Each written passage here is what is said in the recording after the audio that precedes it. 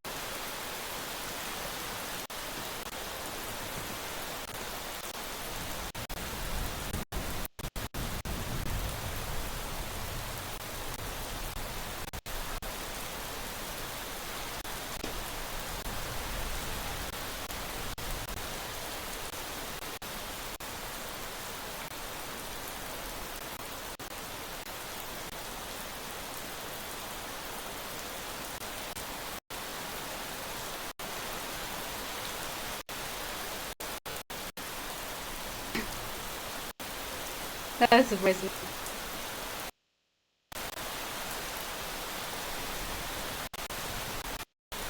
Okay. I just hit lag and I wasn't ready for it. It surprised me.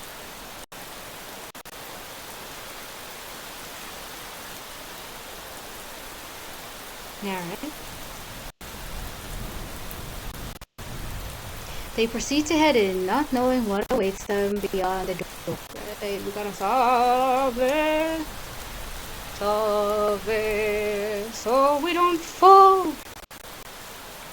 Oh my goodness, I almost hit the quit button. By the way, if you were wondering what this is, it's the menu thing. Okay.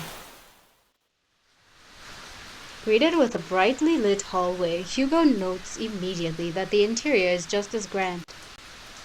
Adorned with floral accents and antique furnishings, the house itself exudes the word elegance. A rustic and classic charm with the walls and floorings made from the finest wood. Hugo couldn't help but gape when he walked in. However, he notices something even more distinct than the splendor. Behind the seemingly perfect veneer, an unsettling air breathes throughout the house. Why did I stutter there? What was that? I was not even looking anywhere. What? Leaving no room for doubt that the inside is far more terrifying than the outside. Please come this way. Bracing themselves, they enter the dimly lit drawing room. At first glance, Hugo did not discern the silhouettes situated at the far corner. Only the spare... What? Okay, I thought I saw something. I'm sorry. Only the sparse lighting from the window pierces through a fraction of the room's darkness. Okay, I'm gonna stop being spooked.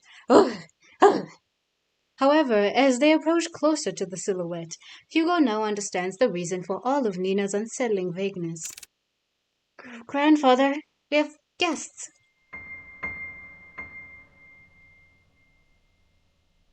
Bro looks dead inside. Okay, I'm sorry.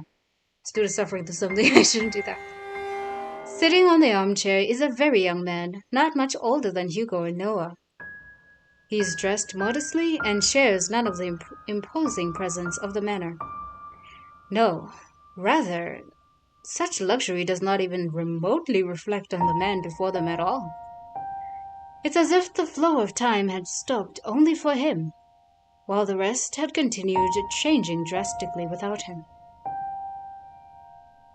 I kind of feel sad. I'm so sad. It's like a vampire thing. Oh, just like the letter, timeless, delicate, and jarring out of place. Staring only at the window, the young man sits there dazed with little acknowledgement. Sits there dazed with little acknowledgement of the people around him. I'm getting bit by mosquitoes. Still, motionless, like a doll. Grandpa, these are the people I spoke of. This is Detective Laurent and his two assistants, Colby and Noah. They're going to help us.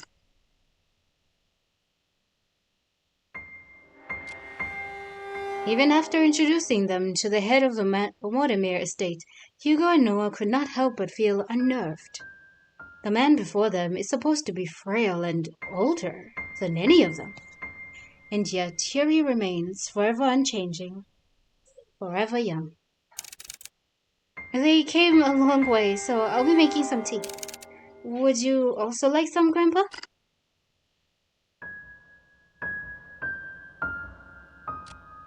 He does not reply back, nor does he glance at Nina or anyone else in the room. Only fixates his gaze on the rain, nothing else. I wonder if it rains here all the time. What happens if it's not raining? He just stares outside. I'll be sure to make a cup for you too. She then timidly gestures to Hugo and Noah back to the foyer. Bearing more questions, the two follow Nina outside. But before they leave the drawing room, Hugo takes one last look at the young man. There is an all too familiar air about Henry Mortimer. His eyes, they're similar to his own. Yo, did Mr. Rich Guy here have a love child on the side? Hello? Whatever he must be longing for, Hugo knows it will never end well. Oh, is Hugo his love child? Who? Nina, that man. Yes, he is my grandfather. The one I asked you all to watch over. I don't know. I know this is hard to believe, but Nina draws something out from a pocket. It's an old picture of a handsome man with slick back hair, wearing the finest of suits. The gentleman in the picture has a different air to him, one of wealth and power. Oh, this is some Cinderella type shit.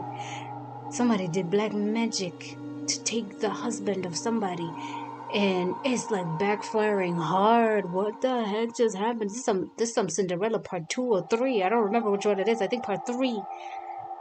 None of which reflects on the current Henry Mortimer. Okay, yeah.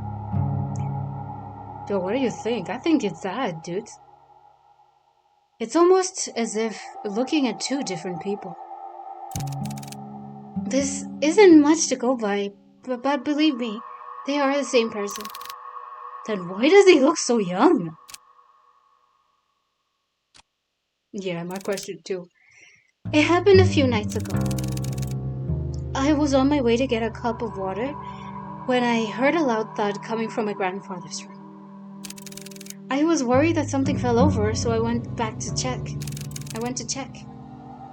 When I opened the door, I found him collapsed on the ground. I rushed to help him, but when I did, he looked so different. He wore the same clothes that my grandfather wore that night. And his face? I recognized his face. He looked younger. So many things are rushing through my head at the moment, and yet I knew he felt familiar to me. I know it sounds bizarre the more I talk about it, but that's what happened. Suspicious, ... And that was also the same night I found that letter. It was next to him, already open. I'm sorry again for all of this. No matter who I went to, they either said something was wrong with me or my family. With everything going on, maybe they're right. The pools of water, the letters, Lois, and now this. I've been ignoring the signs for years and just blindly hoping things can get better if I try finding solutions on my own. But that's not enough anymore. Maybe my family's really No, they're not. Curses aren't real. Yeah, buddy. That's what I used to say. Yeah, some of these games, dude. You gotta watch some Cinderella. Curses are real. Detective? Detective ... He made a detective face. Not gonna lie, it looks like he was about to sneeze and it got stuck up his nose. The sneeze got stuck up his nose or something. I think we easily get too involved in believing that sort of thing exists. In truth, the ones who fixate on it make it their reality. Yeah, I mean, it kind of becomes a sort of placebo thing. Rumors, doubt, lies. All of those things are what they want to become real. Yeah, somebody's doing some type of shit in the background, not gonna lie. Deep-rooted emotions like that can't possibly be healed or fixed right away. But like a curse, those emotions drag other people down with them. Triple exclamation? Personally, I think you were caught up in all of this. But I assure you, we'll see this through. For you and Mr. Mortimer. Somebody drugged him or something. Thank you. Good. I'm just jump scared my ass. Now, our first priority is to find out more about Louis.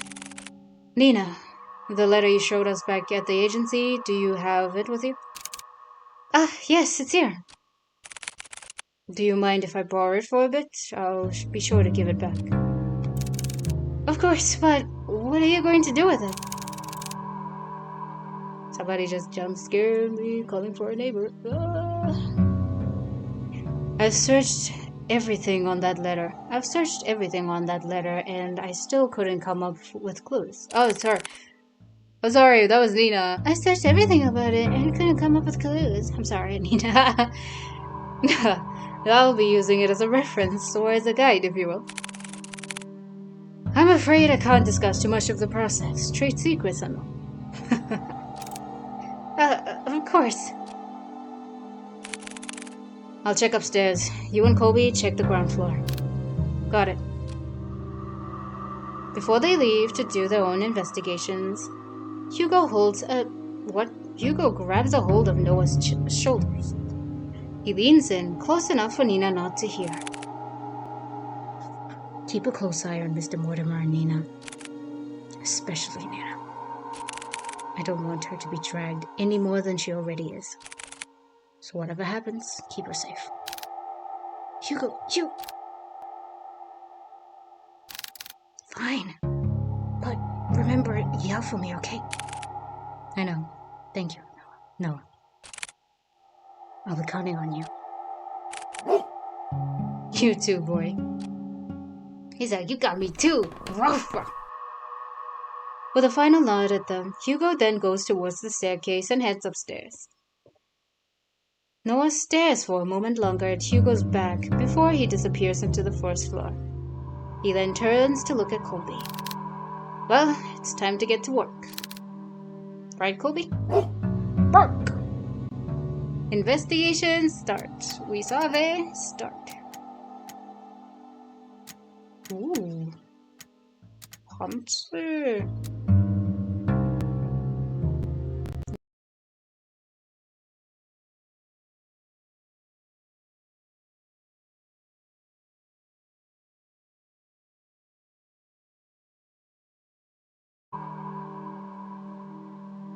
Alright. Where do I start? The objective is to look around the area for objects to proceed the story, I guess. Use the arrows or the arrow keys to move to a different direction or a different area. So I'll just use the stuff on screen so you guys can see which side I'm going to. Instead of being like, I drove to the left or to the right or something. As I pointed literally nowhere there. Outlines will appear on clickable objects. Alright? At the top right is the hint button. You guys don't see that? Oh, you see it. You see it. Okay, cool. At the top right is the hint button. Click it. Clicking it will highlight an object you missed. Okay, so every time I go somewhere, just do that. Go. Woof. Oh. Just. Mr. Mortimer still sits motionless by the corner of the room, his gaze never leaving the rain. Heavy rain. Hey, Coco. No.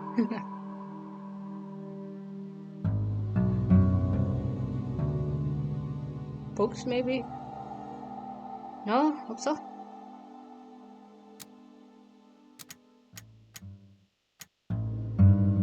delicate arrangement of violets and white roses. They seem to be fresh and fairly new. I'm reading a narrator's voice, even though it's like, no. An old rotary dial telephone. It looks like it's still in good use. A large bookshelf stands close to the entranceway. It contains a couple of photo albums and a few phone books. So give me some of them books. Can we go upstairs? Oh yeah, we are upstairs. Oh, see? I was clicking on everything. Frames decorating the walls are covered in white sheets, veiled with a thin lining of dust on top of each one. I was waiting for a jump scare and I was like, regrets! But I was gonna run away. Wow, there's so many paintings covering the walls. Are there more like this all over the house? Oh, it's me. Are there more like this all over the house? Yes, my grandfather commissioned many back in the day. But sadly, he doesn't do that anymore. I mean, clearly, dude is just vibing in the back. Chilling. Hopefully not. Mostly just chilling, living, killing time. Hopefully. Nina, I can't help but notice the paintings are covered. How come? I did that. I covered them up for my grandfather's sake. For his sake? Yes. He was pretty obsessed with them, you see.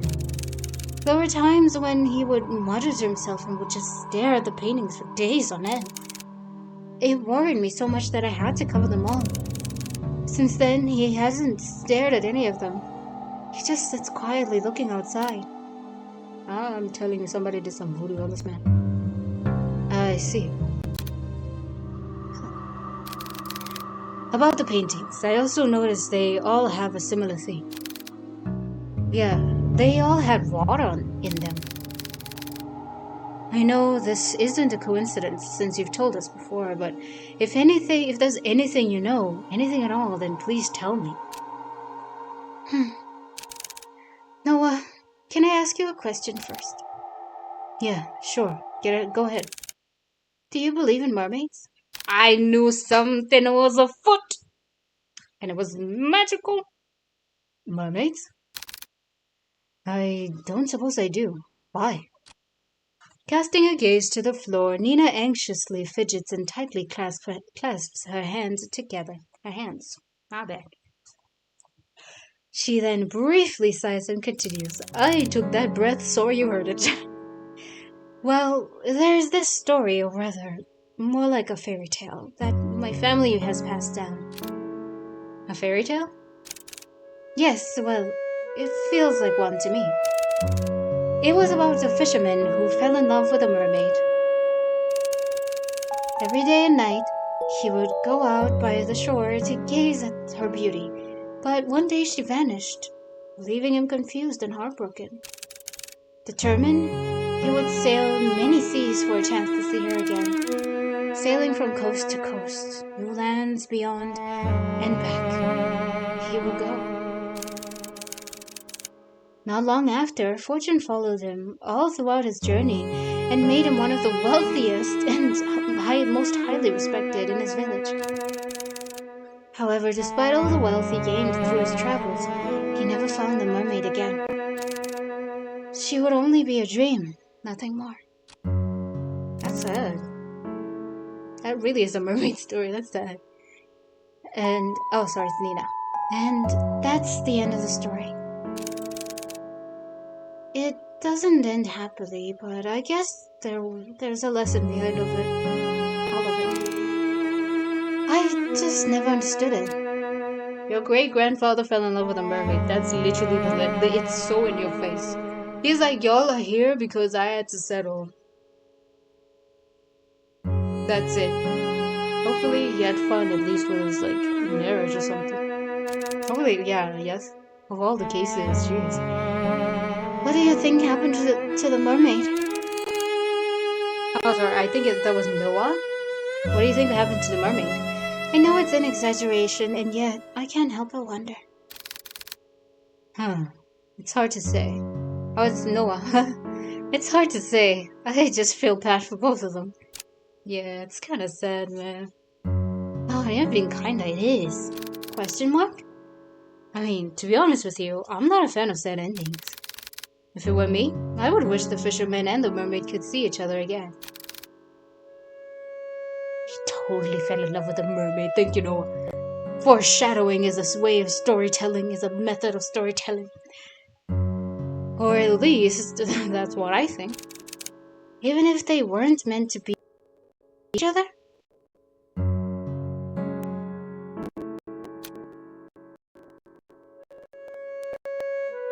Yeah.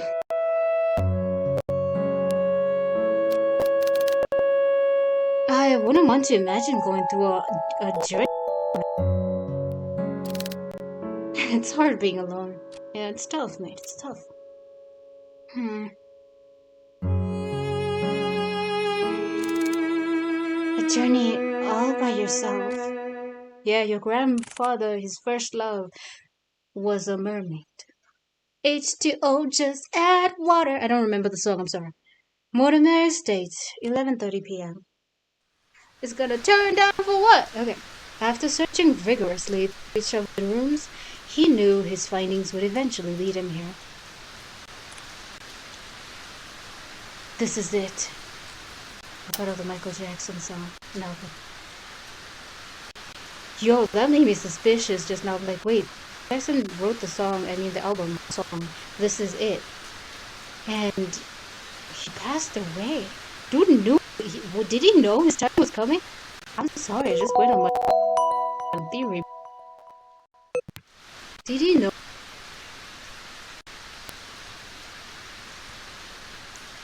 Hugo walks towards the nearest lamp, which is dimly illuminated. He sees the extent of how lavish this part of the house is. It's a really big room.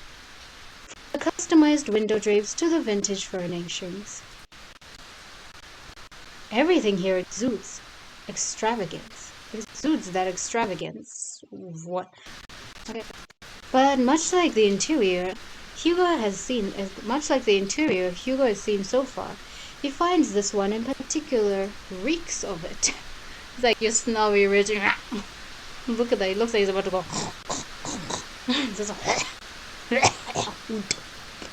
Just spit out the snot. Plastic. A gloom lingers, as if the room itself is moldering, despite its preserved nature.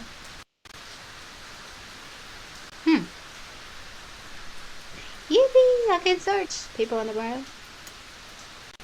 Skinny, skinny. Okay, there. Oh, forgot. They lie waiting. Why is Hugo speaking narrator? They lie waiting on the cold floor. Heavily etched markings are found, scrawled all over the papers. What markings? Tea. A pristine pearl white tea set sits a pristine white tea set sits patiently by, untouched and unused for quite some time. Photos. There it is. I was like, that should be something. Oh, happy baby. Did he have a baby with a mermaid? What? An old photo of a time. A sweet summertime memory of a little girl with a beloved grandfather. Oh, you looked happy and healthy. So what the Bjork is happening here? Atop the fireplace, unblemished and unmarked, woman floating on. Yep, totally had a baby.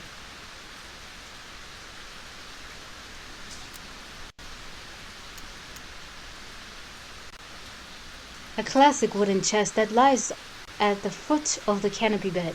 Its lock still firmly holds whatever is inside. Look, look, look. Look, look, look. There's nothing else I can look here but this. A meticulously organized set of academic books, ranging from nonfiction to geography. Or, okay, let me start over. Sorry, I read that as something. I want to just hit a mosquito.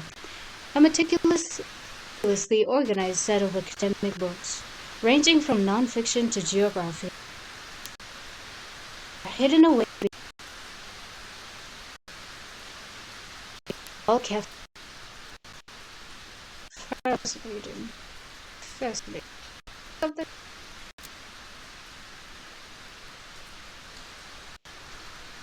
Hmm. Hmm.